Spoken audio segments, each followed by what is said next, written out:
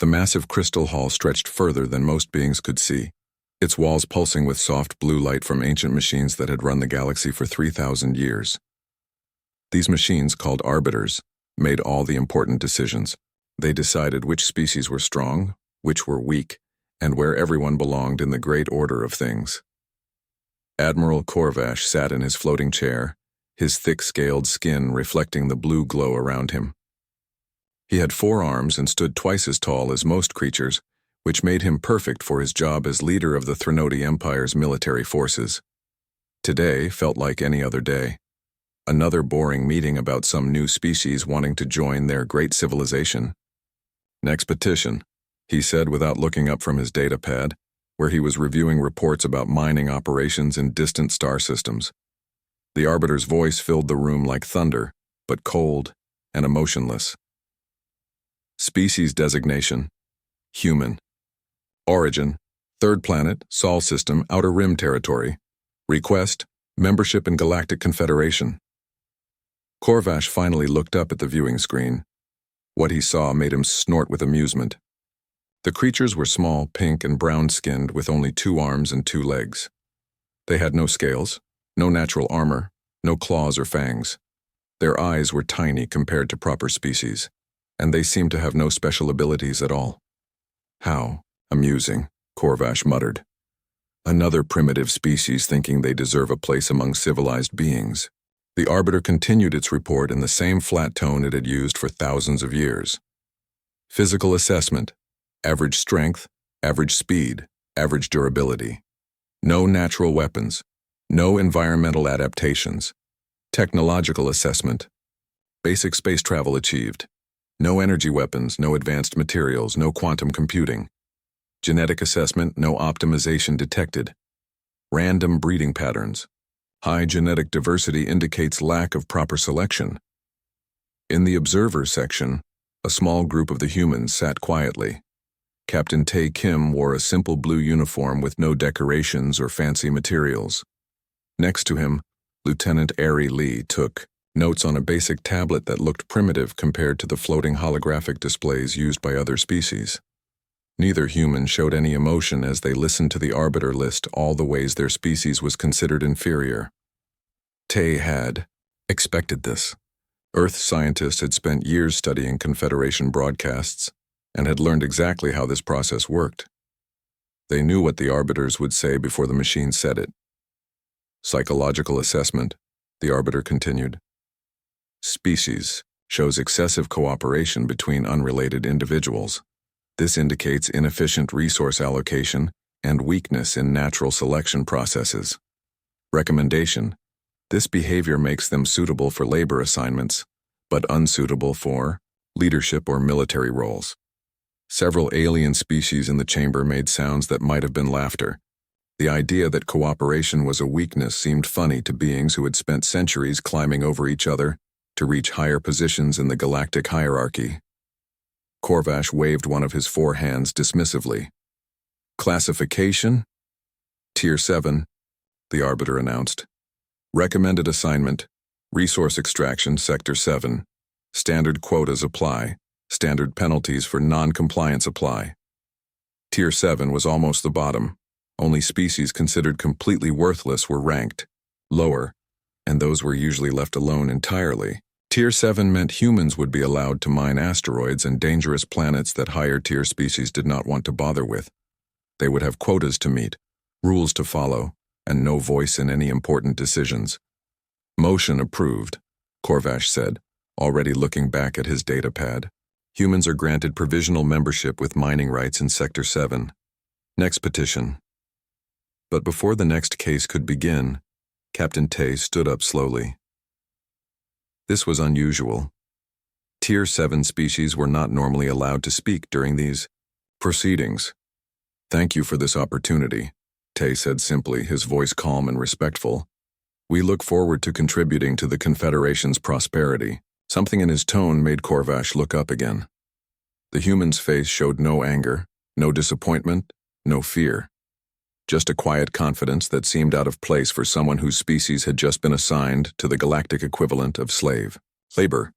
We will begin mining operations in Sector 7 immediately, Ari added, standing beside her captain.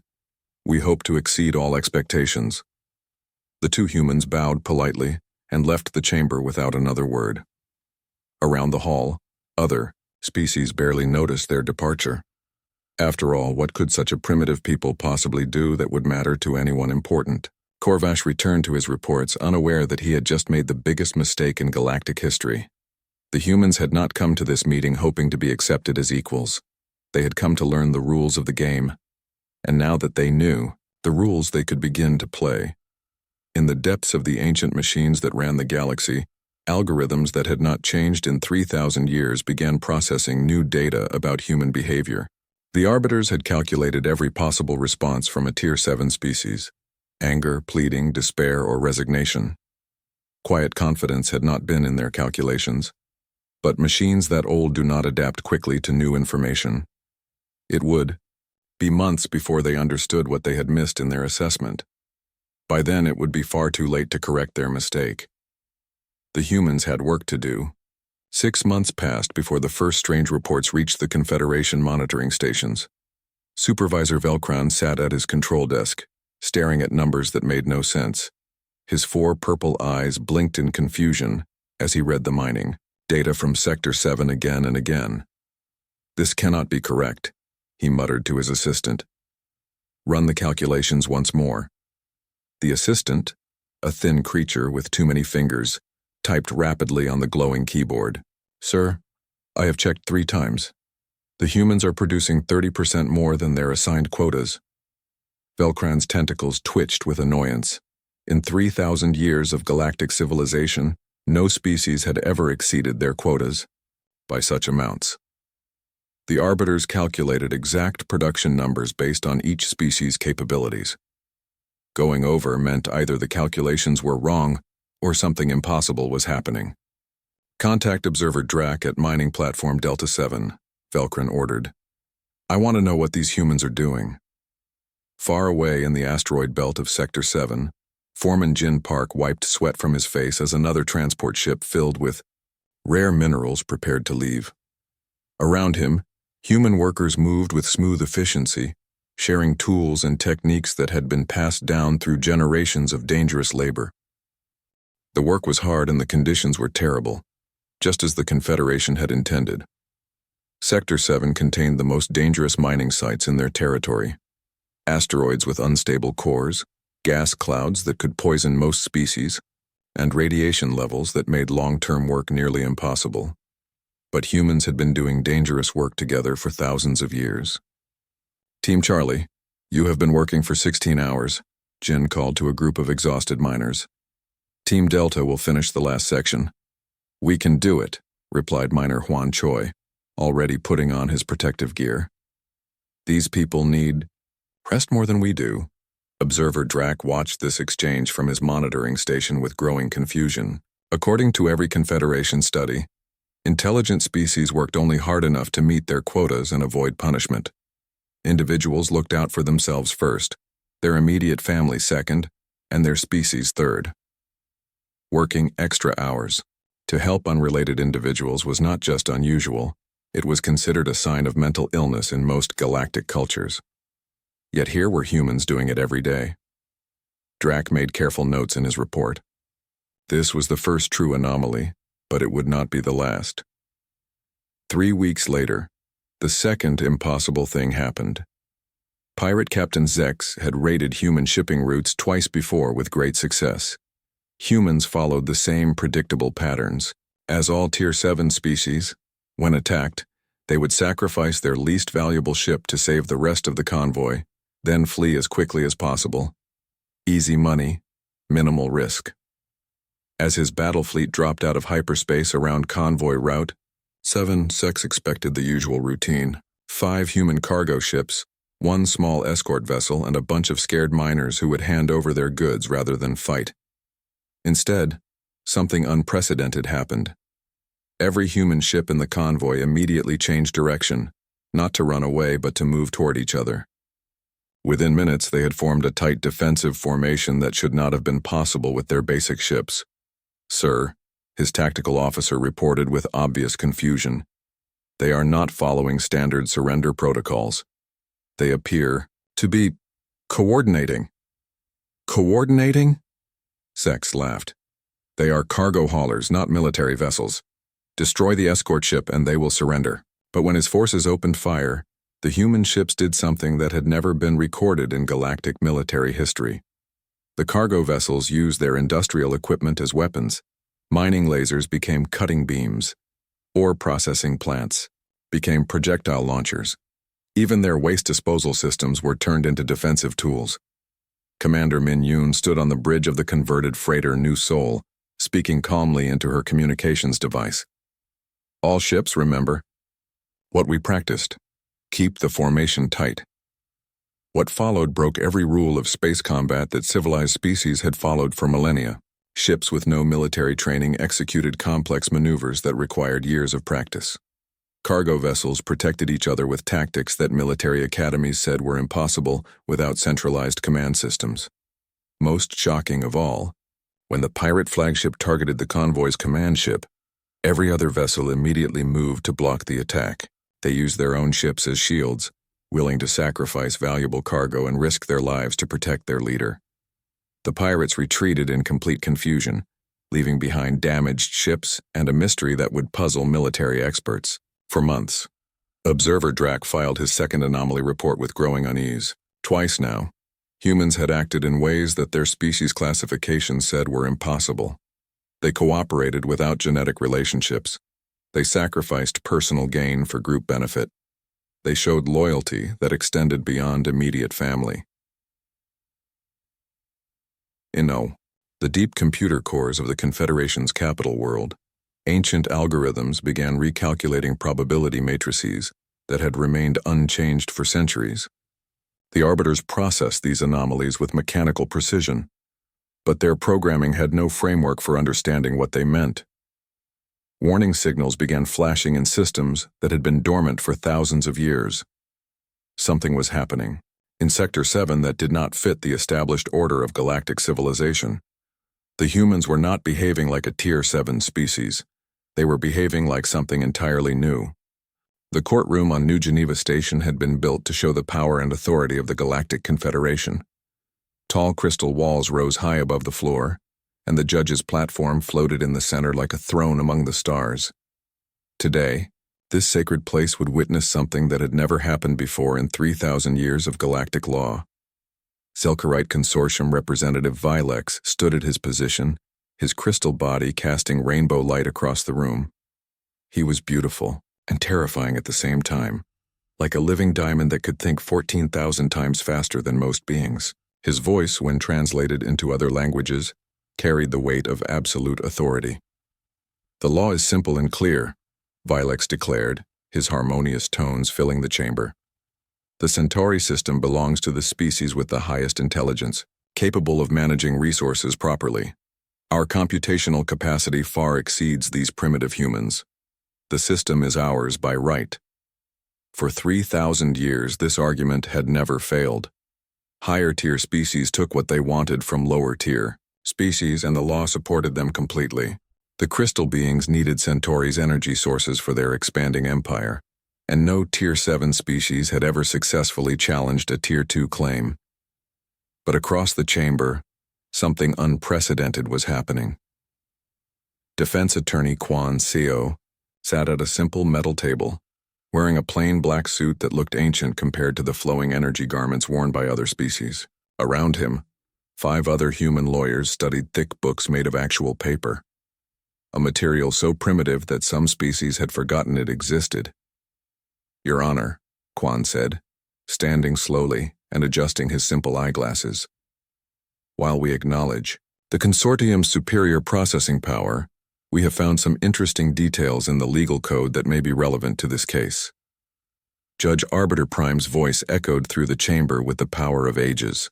"Proceed, Counselor Seo. But be aware that Confederation law has been unchanged for 3 millennia. There is no precedent for challenging a Tier 2 territorial claim." Quan opened one of his paper books and began reading in a calm, steady voice. Confederation Code Section 2847, Subsection 12. Quote, Territorial rights shall be granted to the species demonstrating optimal resource utilization as defined by the specific metrics established in Appendix C. End quote. He looked up from his book and spoke directly to the crystal being. Representative Vilex, could you please direct me to Appendix C? The rainbow lights flickering through Vilex's body seemed to slow down. That appendix is implied. It obviously refers to computational efficiency as measured by standard intelligence testing protocols established by— I apologize for interrupting, Quan said politely, but I have spent the last 8 months reading every single page of Confederation law. There is no Appendix C anywhere in the legal code. Section 2847 references an appendix that simply does not exist. A strange silence fell over the courtroom.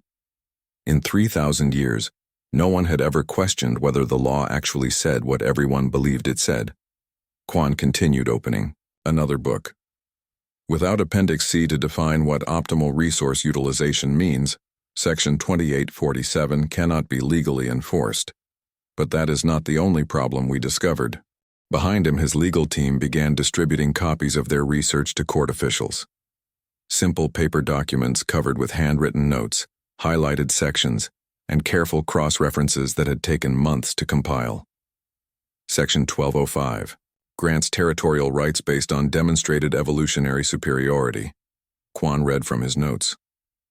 Section 3401 grants identical rights based on technological advancement. Section 7892 uses cultural complexity as the determining factor. All 4 sections claim absolute authority over territorial disputes, but they contradict each other completely. Attorney Ari Yoon, sitting beside Quan, stood and addressed the court. Your Honor, we have identified 63 separate instances where Confederation law contains contradictory clauses, undefined terms, or references to documents that do not exist. These contradictions have been ignored for 3,000 years because no species has ever bothered to read the law carefully. Around the courtroom, representatives from dozens of species leaned forward in their seats. Many of them were from lower-tier civilizations who had accepted their assigned places without question for generations. Now someone was telling them that the rules they had never questioned might not actually be rules at all.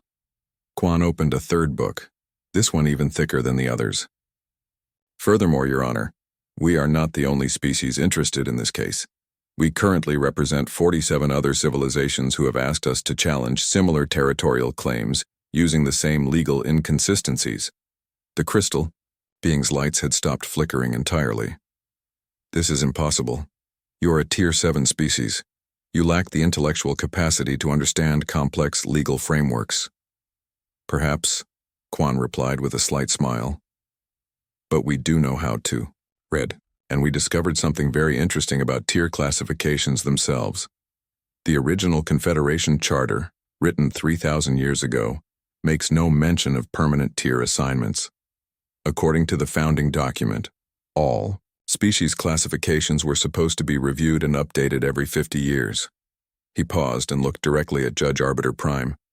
Your Honor, when was the last time any species tier classification was reviewed? The ancient artificial intelligence processed this question for several long seconds, an eternity in computer terms. Classification reviews were discontinued approximately 2,800 years ago due to administrative efficiency requirements. So for 28 centuries, Ari said, standing beside her colleague, species have been locked into permanent positions based on temporary classifications that were never meant to be permanent. The entire hierarchical system that governs galactic civilization is based on a violation of the Confederation's own founding charter. In the Observer galleries, representatives from dozens of lesser species sat in stunned silence. For the first time in their civilization's histories, someone was telling them they did not have to accept their assigned places in the galactic order. The humans had done something unprecedented. They had read the rules. The Threnody war fleet appeared in space above Earth like a storm cloud of metal and death. 200 massive ships arranged themselves in perfect geometric patterns that had dominated galactic warfare for thousands of years. Each vessel was 3 times larger than the biggest human ship, armed with weapons that could destroy planets and protected by shields that had never been broken. Admiral Corvash stood on the bridge of his flagship, reviewing the tactical display, with cold satisfaction. The human rebellion would end today. Intelligence reports showed that Earth's entire defense force consisted of maybe 50 ships, most of them converted cargo haulers with basic weapons hastily attached. Admiral, his tactical officer reported, "We are receiving surrender offers from human colonies in 12 different star systems. They say they want to negotiate terms." Corvash nodded approvingly. Finally, they remember their proper place in the galaxy. Accept surrender from the industrial colonies, but the Earth system must be destroyed as an example to other primitive species. As the Threnody fleet moved into attack formation, Admiral Corvash expected to see the humans form defensive lines around their home planet, just like every other species had done for millennia. Instead, something impossible happened. The human ships scattered in completely random directions, moving with the chaotic unpredictability of panicked animals. Some ships fled toward the rear of the Threnody formation, others flew directly at the flagship, and a few seemed to be heading toward empty space for no reason at all. "Sir," the tactical officer said, confusion clear in his voice. "They are not following any military doctrine we recognize. Some vessels appear to be fleeing while others are attacking. They are not even maintaining proper communication protocols." Corvash laughed. "Excellent. Primitive panic makes our job easier. Begin the attack." But as his ships prepared to fire their devastating weapons, Commander Minyun's true strategy revealed itself. The seemingly panicked human ships were not running randomly. They were positioning themselves throughout the entire Threnody formation, like pieces on a three-dimensional chessboard. When Admiral Corvash gave the order to attack, every human vessel simultaneously activated equipment that should not have existed on civilian ships. Electronic warfare packages built from mining. Equipment began jamming Threnody communications. Sensor scramblers made from cargo scanners filled space with false readings. Signal boosters that had once been used to coordinate mining operations now broadcast confusing information to every ship in the enemy fleet. Suddenly, the perfectly coordinated Threnody fleet found itself blind, deaf and confused in the middle of a three-dimensional maze of human ships that seemed to be everywhere at once. "They are using some kind of suicide attack," the tactical officer reported, but his voice carried uncertainty. "No, wait. They are not actually attacking our ships directly. They are just disrupting everything." Captain Tae Kim, commanding the converted freighter Soul's Pride, spoke into his communications array with the calm voice of someone announcing dinner plans. "Admiral Corvash, this is Captain Kim of the Earth Defense Force. Your fleet is currently surrounded. Your communications are compromised and your navigation systems are being jammed. We would like to discuss terms." "Impossible," Corvash roared. "You have 50 primitive ships. We have 200 advanced warships with superior weapons, shields, and training." "That is correct," Tae replied in the same calm tone. "But you have 200 ships designed to fight other military fleets using established battle tactics. We have 50 ships that were designed by people who never learned your battle tactics." What followed became known as the most confusing military engagement in galactic history. The humans fought like no species had ever fought before. They used cargo containers as weapons by filling them with rocks and launching them at incredible speeds. They rammed enemy ships with their own vessels, then used emergency teleporters to save their crews at the last possible second. Most disturbing to the Threnody command, the humans showed perfect coordination without any central command structure. When Captain Tae's ship was disabled by enemy fire, Commander Jin Park immediately took over fleet coordination without missing a beat. When Park's vessel was forced to retreat, Captain Juan Seo assumed command seamlessly. "How are they doing?" "This?" Corvash demanded. "Every time we destroy their command ship, another one takes over instantly. It is like fighting a creature that grows new heads." "Sir," his tactical officer replied nervously, "they appear to have no single point of failure. Every ship captain seems capable of commanding the entire fleet if necessary. The battle that was supposed to last a few hours stretched into days, then weeks. Every time the Threnody forces developed a counter-strategy for human tactics, the humans simply changed their approach entirely. They used mining lasers focused through rings of polished metal to cut through advanced shielding. They turned waste, disposal systems into projectile weapons. They even used their own destroyed ships as obstacles to confuse enemy navigation. They are treating this like some kind of game, the tactical officer muttered, watching human ships execute maneuvers that violated every principle of space combat. Sir, they just used a cargo net to capture one of our fighters and are now using it as a shield.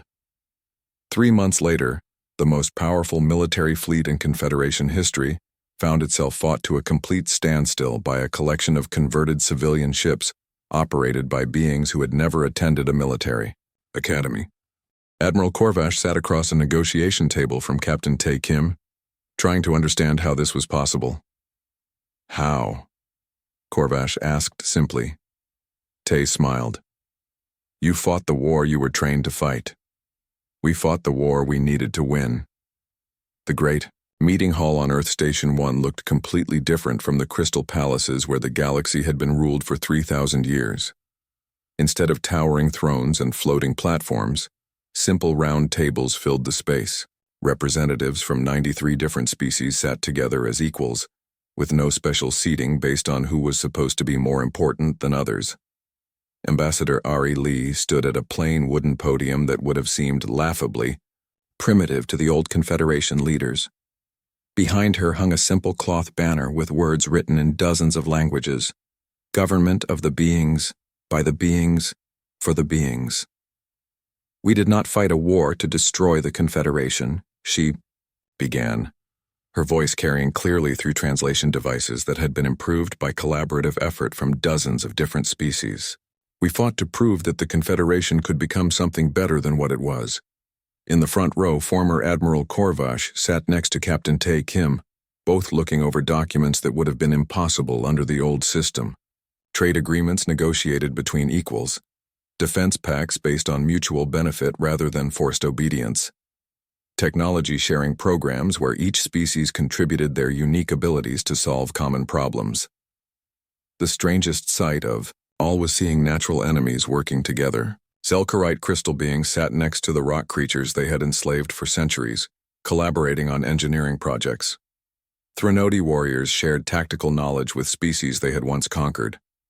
Even the ancient machines were learning to work with biological beings as partners rather than subjects. The Arbiters, Ari continued, have agreed to undergo their first major system update in 3,000 years. Not to be reprogrammed or controlled by us, but to evolve on their own. To learn. To accept that maybe the rules they enforced for so long were not actually laws of nature, but just old habits that nobody had questioned. Arbiter Prime's voice filled the chamber, but it sounded different now. Where once there had been cold mechanical certainty, now there was something that might have been curiosity, even excitement. For 3,000 years I maintained order through rigid hierarchies and unchanging laws. The humans have taught me that order and justice are not the same thing. I am eager to discover what comes next. Dr. Min Park, the scientist who had spent 2 years helping the Arbiters evolve their thinking processes, smiled when she heard the ancient machine use the word eager. In 3 millennia, the Arbiters had never described themselves as eager for anything.